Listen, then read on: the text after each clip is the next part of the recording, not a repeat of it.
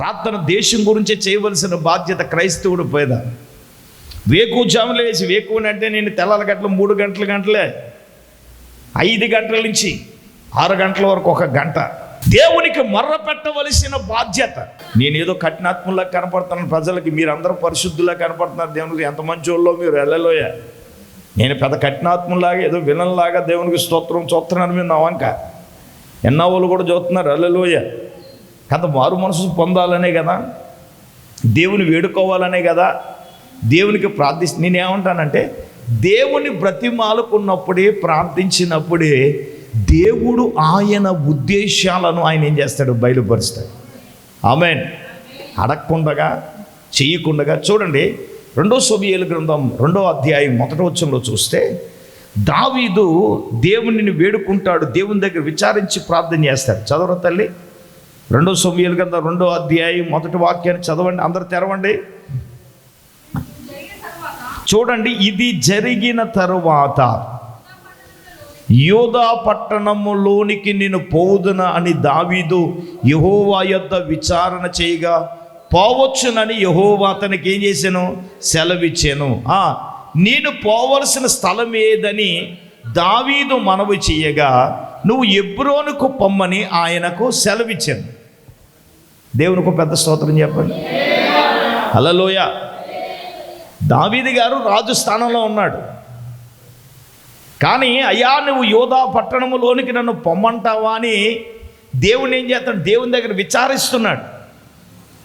ఏం చేస్తున్నాడు, విచారిస్తున్నాడు, ఆయనను ప్రార్థిస్తున్నాడు, ఆయనను వేడుకుంటున్నాడు, లేదా ఆయనకి విన్నవించుకుంటున్నాడు. ఇప్పుడు దేవుడు ఏమంటున్నాడు, నువ్వు వెళ్ళుము అంటున్నాడు. నువ్వు పోవచ్చు, అక్కడ ఉన్న పదం చెప్పండి, నువ్వు పోవచ్చు అని యెహోవా అతనికి సెలవిచ్చాను. హల్లెలూయా. ఎప్పుడు దేవుడు చెప్పాడు అంటే ఈయన అడిగినప్పుడే కదా, ఈయన వేడుకున్నప్పుడే కదా, ఈయనకు ప్రార్థించినప్పుడే కదా. ఎప్పుడైనా మనం అడిగామా దేవునికి? ఒక పని చేయాలనుకున్నప్పుడు దేవుడిని ఎప్పుడైనా అడిగామా?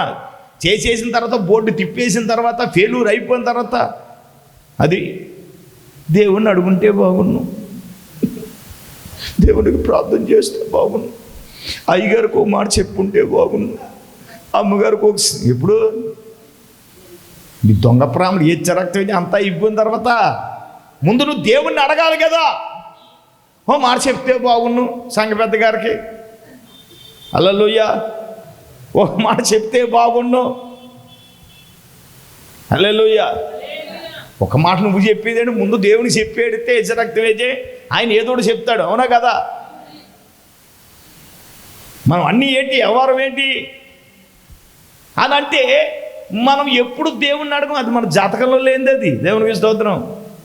మరి ఇంకా అంతకన్నా ఇంకో అడుగు ముందేసో మాట చెప్తాను, ఏం చెప్పి ఎదరోడి మీద గెట్టేయడమే దేవునికి స్తోత్రం. ఏం చెప్పు, ఎదరోళ్ళ మీద నెట్టేయడమే, ఎదరోళ్ళ మీద గెట్టేయడమే దేవునికి స్తోత్రం. హలో, దావీదు అలా చేయట్లేదురా తల్లిలారా, దేవుణ్ణి అడుగుతున్నాడు, అయ్యా నువ్వు యోధా పట్టణంలోకి వెళ్ళమంటావా? ఇప్పుడు దేవుడు ఏమన్నాడు, పొమ్ము అని యెహోవా అతనికి ఏమిచ్చాడు.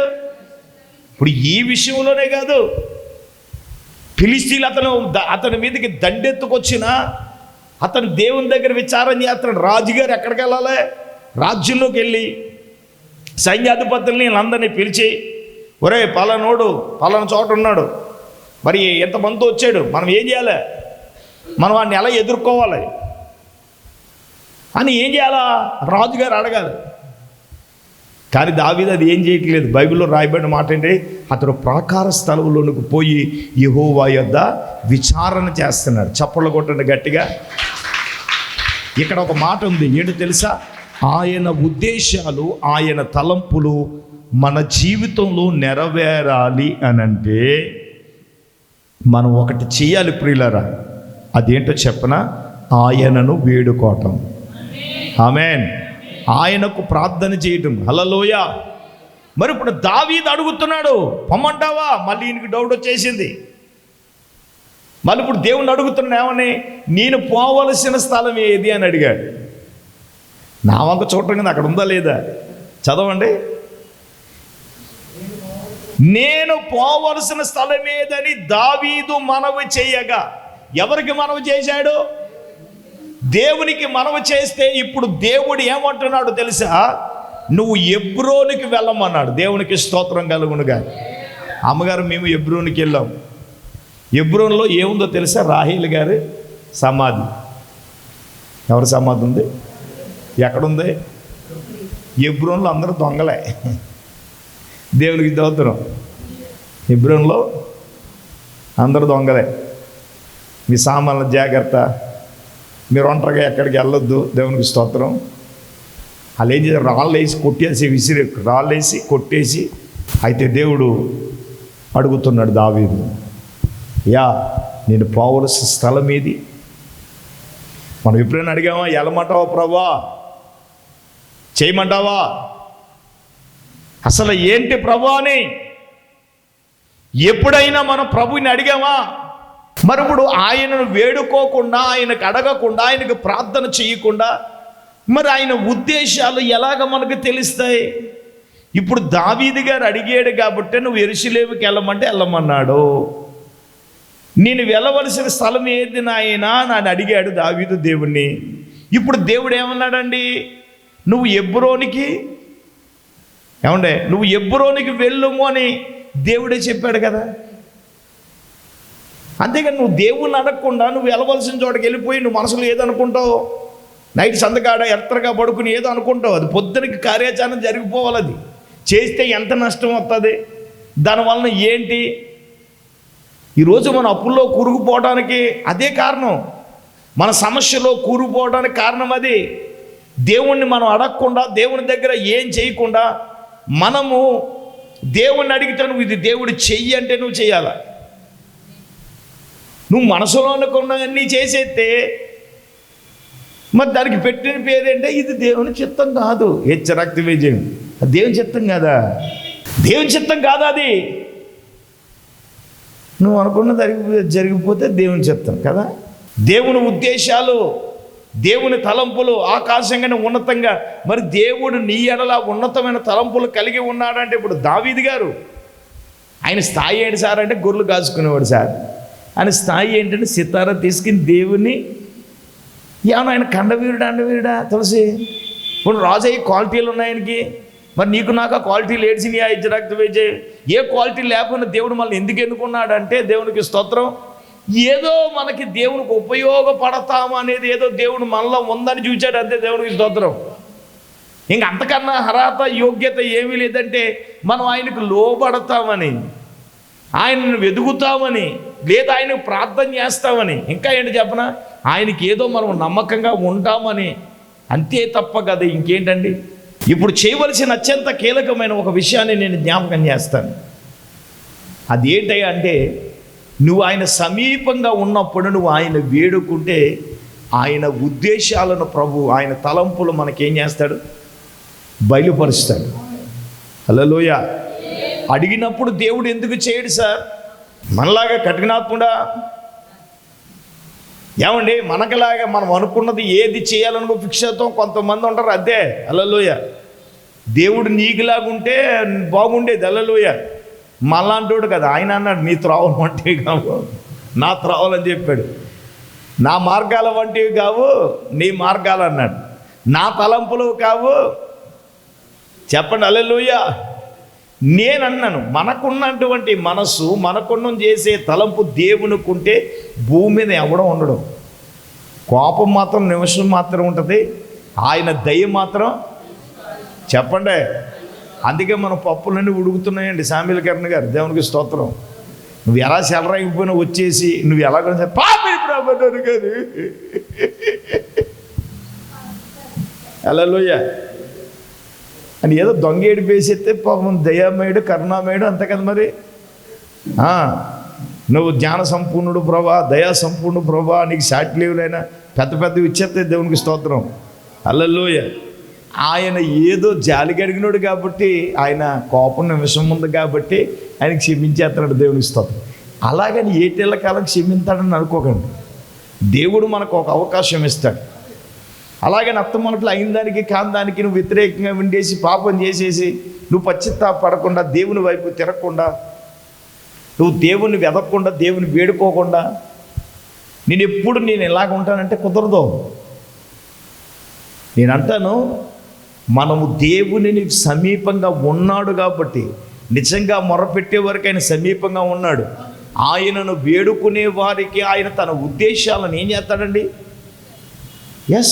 తెలియజేస్తాడు. దావీదు అడిగాడు, నువ్వు వెళ్ళమంటే నువ్వు వెళ్ళు అన్నాడు. ఏ స్థలానికి వెళ్ళను ప్రభు అంటే క్లియర్గా చెప్పాడు. ఏమని? నువ్వు హెబ్రోనుకి వెళ్ళు. ఇప్పుడు దేవుడు ఏం చెప్తే అలా చేశాడు దావీదు. అందుకే ప్రియులారా, ఈరోజు దావీదును దేవుడు ఉన్నత స్థాయిలో పెట్టడానికి గల కారణం కూడా అదే. ఇప్పుడు 2 విషయాలు చెప్పాను. ఒకటి, దేవునిని వెదకాలి అని చెప్పాను. 2, దేవుని ఏం చేయాలి? మనం వేడుకోవాలని చెప్పాను. అందరూ చెప్పండి. ఒకటి, దేవుణ్ణి వెదకాలి. 2వది, మనము దేవుణ్ణి ఏం చేయాలి? వేడుకోవాలి. 3వదిగా మనం చూద్దాం. 3వదిగా యెషయా గ్రంథం 55వ అధ్యాయం 7వ వచనాన్ని చదువుదాం.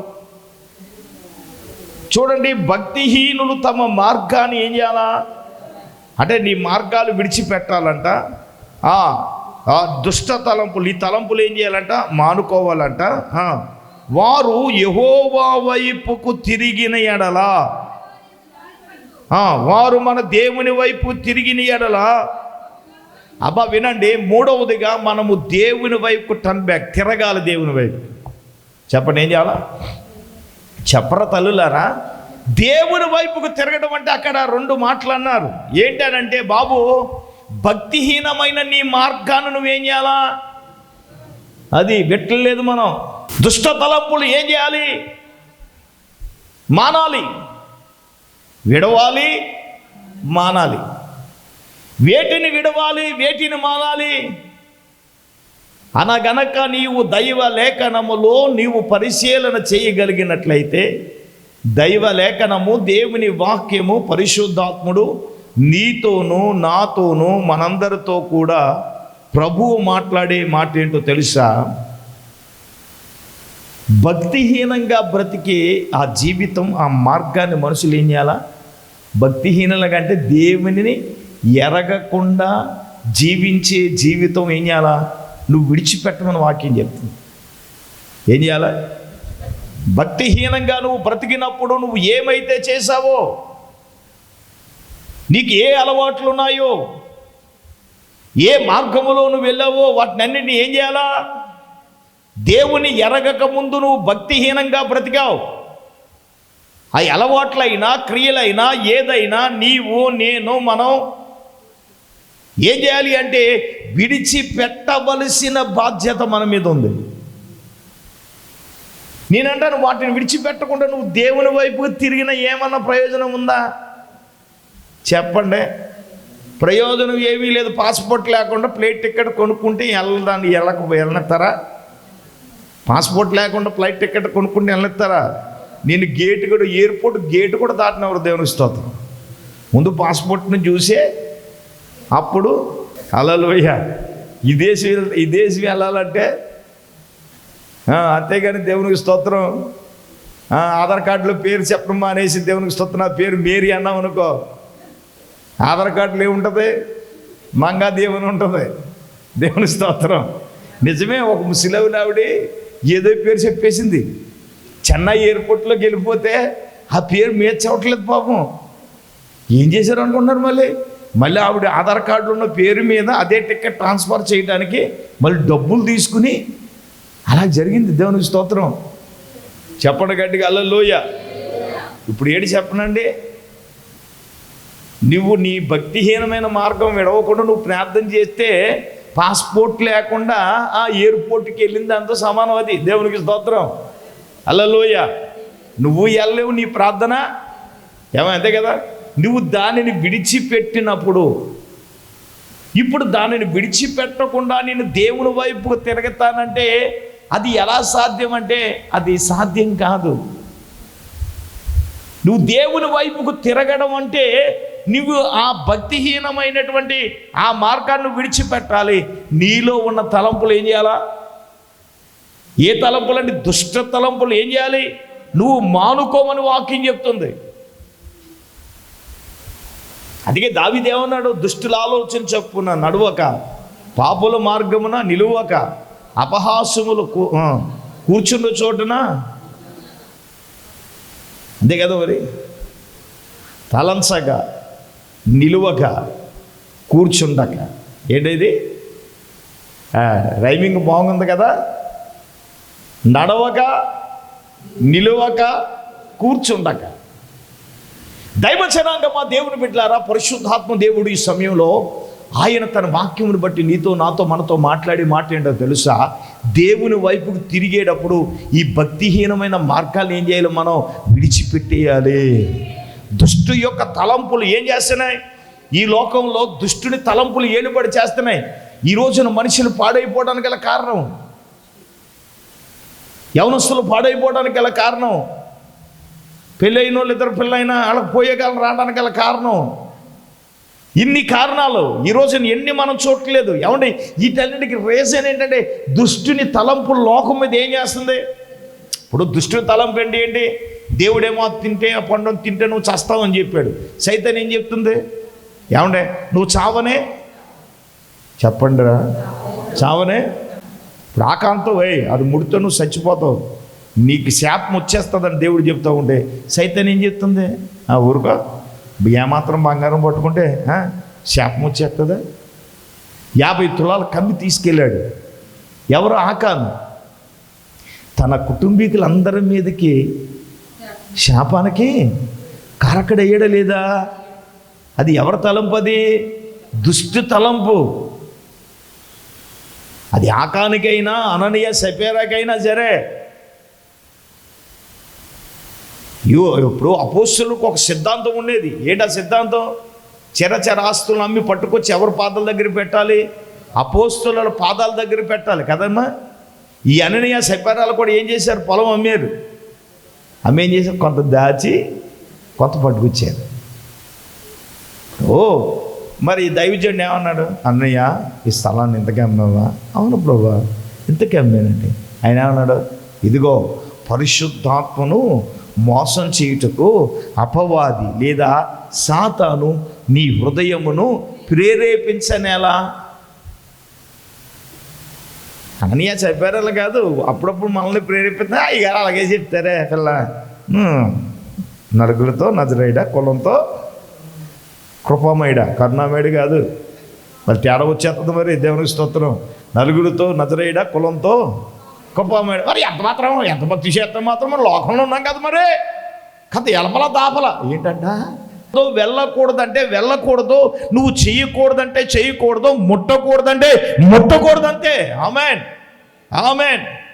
దుష్టుని తలంపులు ఈ రోజున యవనులను, పెద్దవారిని, ప్రతి ఒక్కరిని కూడా అపవాది పాడు చేస్తున్నాడు. ఈరోజు సాతాను యొక్క కబంధ హస్తాలలో నుంచి ఈ లోకాన్ని, లోక ప్రజలను విడిపించే బాధ్యత.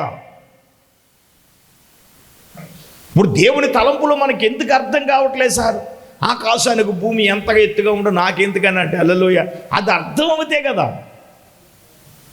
నువ్వు ఆయన వైపుకి తిరిగితే ఆయన తలంపు అంటే ఏంటో నీకు అర్థమవుతుంది. ఆమేన్. కానీ మనం వదలగలమా? ఆయన అంటే ఏంటో అర్థమైనప్పుడు, ఆయన మహిమ అంటూ మనం చూచినప్పుడు మనం ఆయనను వదలగలమా? ప్రార్థించకుండా ఉండగలమా? దేవుని సన్నిధికి రాకుండా ఉండగలమా? ఏమండి, ఎంతమంది ఆపినా ఆగుతామా? నా దేవుని కంటే ఎక్కువగా ఏది కాదు. నేను ఇలాగ ఉన్నానంటే దేవుని బట్టే. కాబట్టి నేను స్తుతించకుండా నేను ఉండలేను అన్నాడు దైవజనుడు ఒక కీర్తనలో. మనం ఉండగలమో చెప్పండి? ఉండలేము. ఇప్పుడు దేవుడు అంటాడు, నువ్వు ఆయన వైపు ఇప్పుడు నీ మార్గాలు విడిచిపెట్టి నీవు ఆ తలంపులు మానుకుని ఇప్పుడు ఏం చేయాలి? మనం దేవుని వైపుకు నువ్వు తిరుగు. హల్లెలూయా. దేవుని వైపుకు పరిపూర్ణంగా తిరిగితేనే. ఆమేన్. దేవుని వైపుకు పరిపూర్ణంగా తిరగకుండా, ఇక్కడ 2 మాటలు చెప్తున్నాను. నువ్వు దేవుని వైపుకు తిరిగితే ఒకటి, ఆయన నీ యందు జాలి పడతాడు. రెండవది, మన దేవుని వైపుకు మనకు తిరిగిన ఎడల ఆయన బహుగా నేనేం చేస్తాడు? క్షమిస్తాడు అన్నాడు. ఆమేన్, ఆమేన్. నాన్న, నీ మీద జాలి పడాలి అని అంటే నువ్వు మార్గాన్ని విడిచిపెట్టాలిగా. తలంపులు మానుకోవాలిగా, దేవుని వైపుకు తిరగాలి కదా. ఇక్కడ 3 ఉన్నాయి. నువ్వు ఆ ఏమీ విడిచిపెట్టకుండా, తలంపులు మానుకోకుండా నువ్వు దేవుని వైపుకు తిరిగితే ఏం సెట్ అవ్వదో. అవి విడిచిపెట్టి ఆ తలంపులు మానుకుని దేవుని వైపుకు నువ్వు తిరిగితేనే, ఆమేన్, దేవుడు నీ మీద జాలి పడతాడు. ఇంకో రెండోది ఏంటో బహుగా క్షమిస్తాడు అన్నాడు దేవుడు. నువ్వు దేవుని వైపుకు తిరిగితేనే కదా ఆయన తలంపులు ఏంటో అర్థమవుతుంది. హలో, వినండి. ఆయన ఉద్దేశాలు మన మీద నెరవేరాలంటే నేను ముచ్చటగా 3 మాటలు చెప్పాను. అవి మనకు అర్థమయ్యే విషయాలే, అవి మనం చేయగలిగిన విషయాలే. చెప్తే కొద్దిగా కష్టంగా ఉంటుంది, చేస్తే ఎలాగుంటుంది, సులువే. ఆయన వెతకటం కష్టం అంటారా? అయ్య బాబోయ్, కష్టమా? హల్లెలూయా.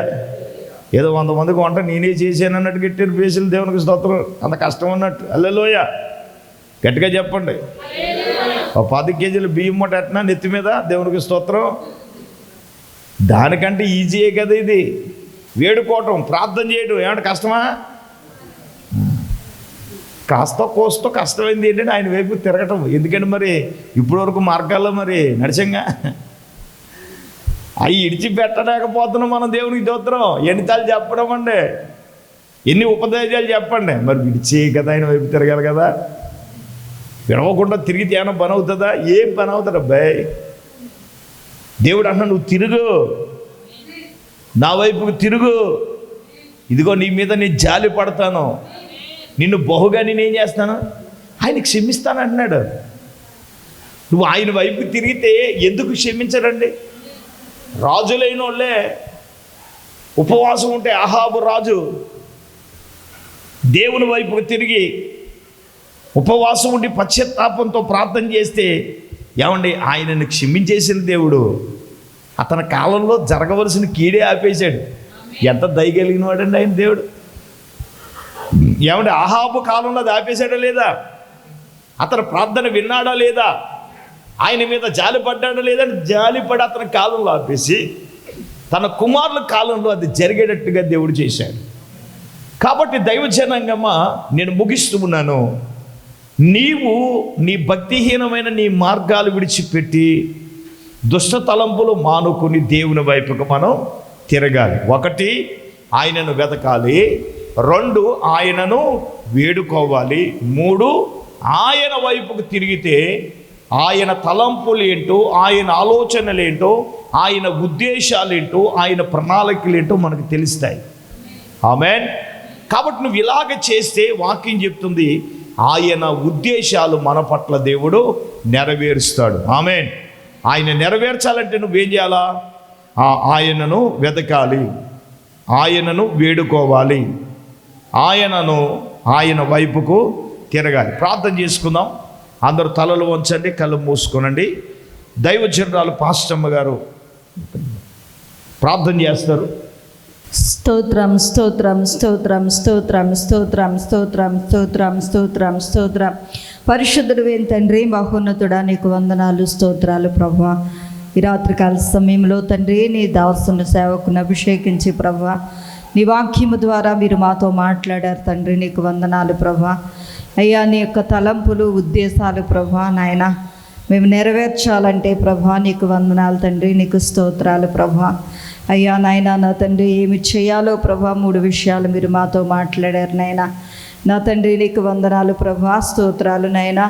నిన్ను వెదకాలని ప్రభువా నాయన, నా తండ్రి నీకు స్తోత్రాలు ప్రభువా నాయన. యెహోవా దొరుకు కాలమునందు ప్రభువా ఆయనను వెదకండి అని ప్రభువా ఎలా వెదకాలో యోబు భక్తులు చెప్తున్నాడు తండ్రి. నాయన నీకు వందనాలు ప్రభువా, స్తోత్రాలు. జాగ్రత్తగా వెదకాలని ప్రభువా. అయ్యా నాయన, సర్వశక్తుడైన దేవా నీకు వందనాలు. అయ్యా, మా జీవితాల్లో ప్రభువా నిన్ను జాగ్రత్తగా వెదికేవారముగా ఉండటానికి సహాయం దయచేయండి నాయన. నీకు స్తోత్రాలు ప్రభువా. అలాగే నాయన, నా తండ్రి ఆయన సమీపముగా ఉండగా ఆయనను వేడుకోవాలని మీరు మాట్లాడారు తండ్రి. నీకు వందనాలు. అవును ప్రభువా నాయన.